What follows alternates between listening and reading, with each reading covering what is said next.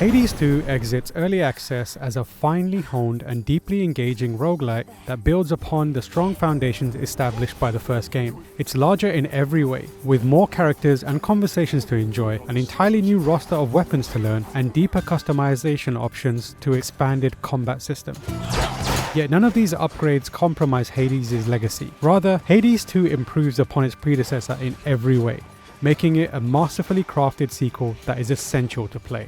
You mean my brother Zagreus? Kronos took him, along with my parents. Instead of playing as Zagreus again, you play as his sister, Melinoë, who was born after the events of the first game. Your journey with the Witchling begins shortly after the Titan Kronos usurps the throne and takes over Hades' domain, banishing Hades, Persephone, Zagreus, and other chthonic gods as he does so. Melinoë, saved from the unknown fate of her family, has been raised to realize one simple goal. Death to Kronos. That goal is realized over many treks through Hades and beyond, with each run featuring randomized elements, including the enemies you'll face and the upgrades you'll earn along the way. With the help of her mentor, fellow Titan Hecate, along your path are to be found resources and reagents we require. And a cast of new and returning gods, shades, and all those in between, Hades 2 sets out strongly from the get-go, with a story that is gripping to watch unfold between runs. Know that the family has your back, surprised as they are about this. For all its improvements, Hades 2 doesn't initially look or feel that different from the original.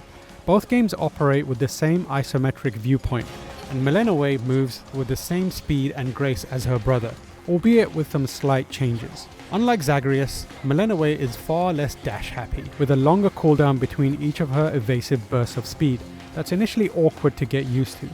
This is offset by a greater emphasis on maintaining speed through sprinting, which you engage by holding down the dash button right after executing it. The sprint provides the same degree of damage avoidance Zagreus enjoyed, but feeds into additional offensive options. And some enemies are designed specifically to punish a reliance on just dashing to encourage a shift in mindset. The sprint can also be upgraded with boons, the random upgrades you receive at various points during a run, in a similar fashion to your standard attacks, letting your sprint shock foes with Zeus's lightning, or knock back entire groups of them with the powerful waves of Poseidon. This tangible change is a taste of how Hades 2 approaches evolving a strong, established formula by making small, sometimes experimentative changes that have profound effect on the way you approach gameplay. Nowhere is this more evident than the expansion of Melinoë's offensive repertoire. She maintains the trio of options that her brother had with standard, special, and cast attacks. Both the standard and special attacks are determined by your selection of a weapon when you begin a run. This is already delightfully varied, with the starting witch staff offering a nice balance between safe ranged melee strikes, while others, such as the sister blades, demand a bolder approach, since their limited range forces you to really get in the face of enemies. Melinoë's cast ability is also far more useful without boons than Zagreus' awkward red diamond projectile ever was. In keeping with her witch abilities, Melinoë can throw down a circular ring that confines enemies inside it for a brief period of time, making it an effective crowd controlling option at its default tier. Boons from gods can radically evolve it, turning the defensive snare into a more offensive area of effect spell that decimates large groups of foes or inflicts harmful curses on them. Melinoë's cast ability is just one of the biggest changes Hades introduces for its refined approach to combat. Each of your 3 attacks can also be channeled into new Omega attacks, which you can think of as alternative fire modes for each. The standard attack of the slow and cumbersome Moonstone Axe can be channeled into a fast and devastating spinning attack, for example, while the single shots of the Black Coat's special attack can transform into a lock-on missile barrage that quickly melts away lonesome enemies.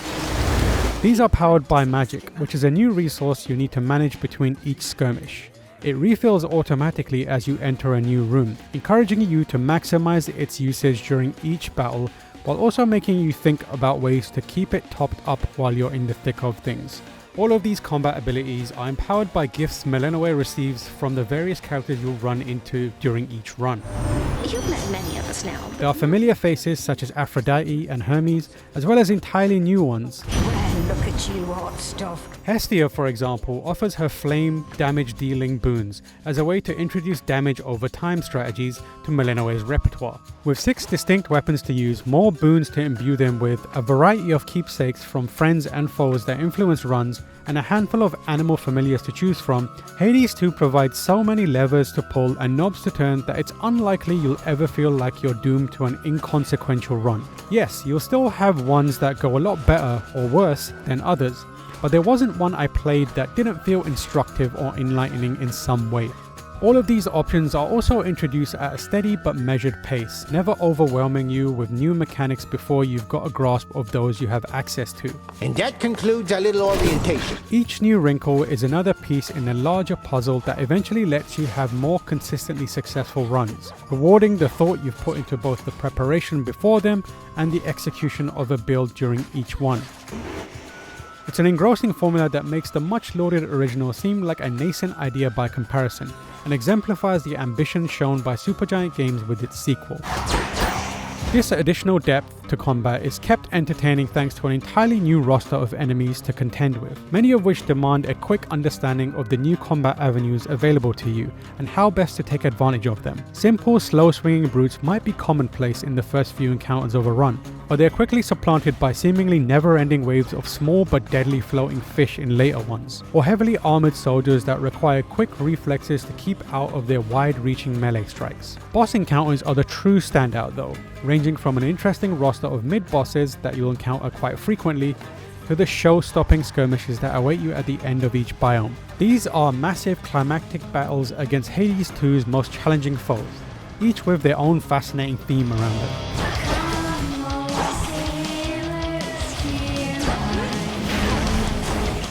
The music melds a thumping double bass and roaring electric guitar with the smooth vocals of Ashley Barrett, who continues to outdo themselves with each new game they feature in.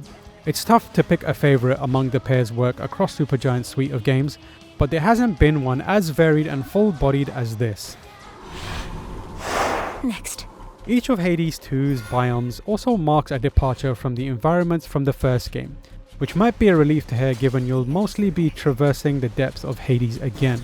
Alternative pathways lead you to new areas that are bursting with colour and character, with Supergiant's distinctive art style shown in its best light here. Hades 2 features an outstanding reimagining of the depths of hell, which is accentuated by the nostalgic return of familiar spaces in the game's later and more climactic sections. It's surprising too that travelling down the levels of Hades is not the only path that you can take, with an entirely different route to take during a run opened a few hours into your playthrough. This expands Hades 2's content well beyond what was offered in the original game, with the original 4 biomes supplanted by more than twice that. This expansion doesn't come at the expense of quality either, with each biome rendered in Supergiant's immediately recognizable art style. Hades 2 is the best looking game the studio has delivered yet, and the richest it's ever crafted, with an immense amount of detail poured into each space that gives them presence within the wider mythos of Hades' world. The scorched cities of a city ravaged by war stand in contrast to the clinically clean halls of the usurped underworld, the underwater boiling rooms of the Siren's forgotten nightclub opening out to the wide open fields littered with lost souls. Hades 2's world is diverse and memorable, and not just because you'll be travelling through it time and time again.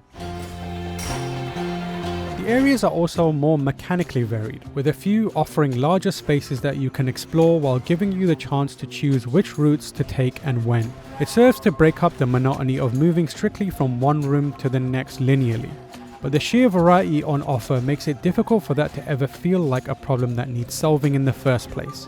The choices of which narrative threads to follow, along with the quantity of content added to the overall package, just further show how much more ambitious Supergiant is with its first ever sequel.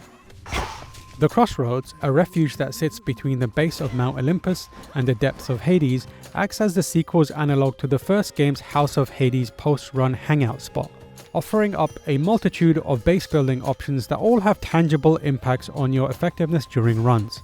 Must be an incantation that can help. A large bubbling cauldron in the center lets you combine resources to unlock new parts of the Crossroads, as well as helpful shops and newer resource types to collect when you venture back out. A small garden lets you plant specific seeds that sprout while you're out, folding back into the requirements for more expansion via the aforementioned cauldron. The Crossroads also includes specific activity spaces that let you take characters out on small dates, both friendly and a little more intimate. So what did you and the Fates do for recreation where you're from anyhow? Which provide more environments for more narrative progression to take place in. Customization options are also more expansive than in Hades, letting you decorate and personalize the space to make it feel more homey between each run. While Hades 2 makes it easy to bounce from one run to the next, having a little more to do in between them is a welcome addition. Paramount to permanent character progression is a new Arcana card system that replaces Zagreus' one-dimensional upgrade mirror from the first game. Each card gives you an advantage of some sort during your run. This can be as simple as rewarding you with a Death Defiance, which keeps you alive after an otherwise fatal blow, or buffing your total magic and health even before a run starts. Others, like the ability to deal additional damage to foes with 2 curses, or buffing damage while your magic isn't fully replenished, define a tone and strategy to your run before starting, helping you craft your playstyle accordingly as you go. The number of Arcana cards you can equip is determined by your grasp, a numerical total that you can expand with a different resource as you chip away at runs. Each card has an associated cost depending on its overall effect, so you're challenged to balance which ones you equip based on your capabilities at a given time. The more cards you unlock, the more grasp you obtain, the bigger the advantage you take into a run, and thus the greater chance you have of completion. It's a far more dynamic system than the one-off switches in the previous game, tying in nicely to the already deeper choices you have available in combat. I've discussed the matter with Hecuba and Gali both, and they are willing to watch over you. The Crossroads is also integral to the way Hades tells its tale. The stakes of the story are more profound here, with a wide-reaching conflict that threatens not only Melenoe and her family, but every corner of the underworld, the surface above, and the gods looking down from the mountaintop. We have not seen you in a little while, my girl. Kronos is a suitably harrowing villain who consistently pops up to threaten you as you're nearing him, while also reveling in all your defeats, making the many times you'll best him satisfying victories. The frosty goddess Demeter is urging you along this eve. But Kronos is one of the many fantastic foils along the way, with Hades 2 giving time for each main antagonist to shine in their own way. They, along with your allies at the Crossroads, all react believably to each of your actions, remarking on your weapon choices, the boons you've picked up along the way, the manners in which you were defeated, and more.